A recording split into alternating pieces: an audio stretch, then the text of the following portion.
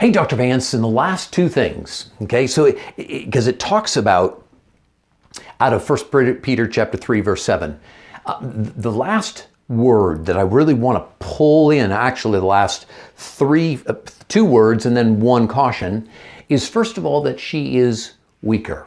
Now, all around the world for thousands of years, women have always been, let's just say they've been put down.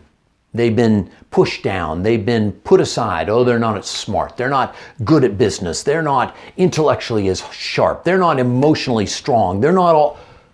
Are you kidding me?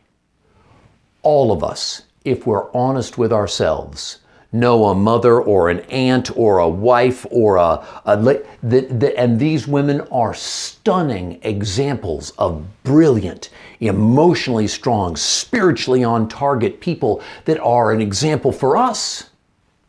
So when the verse, 1 Peter chapter 3, verse 7, talks about her being weaker, it means that she is simply physically weaker.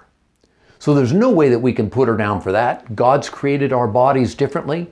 We have the muscles. She bears children. We get honor for our muscles. She should get honor for being able to bear children. And that's what the weaker is about, is that we, with our muscles, are supposed to protect her.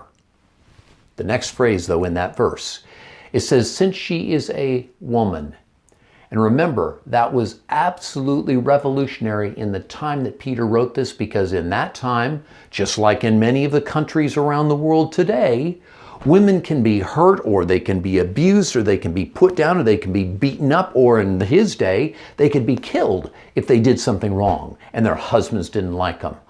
Peter came along and said, woman, that means that God has placed within her the feminine. She is the feminine one. There is a special thing that God has placed within her. And husbands, you have the responsibility, with all the rest of these things that he's pointed out in the rest of the verse, and that I pointed out on the other days, you have a responsibility to recognize that feminine side and to lift it up and honor it, because God has made her special.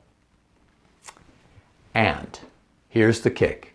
All these things are so that our prayers and our ministry and our walks with God are not hindered.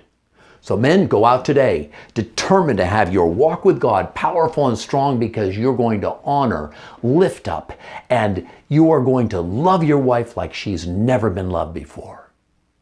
Have a great day.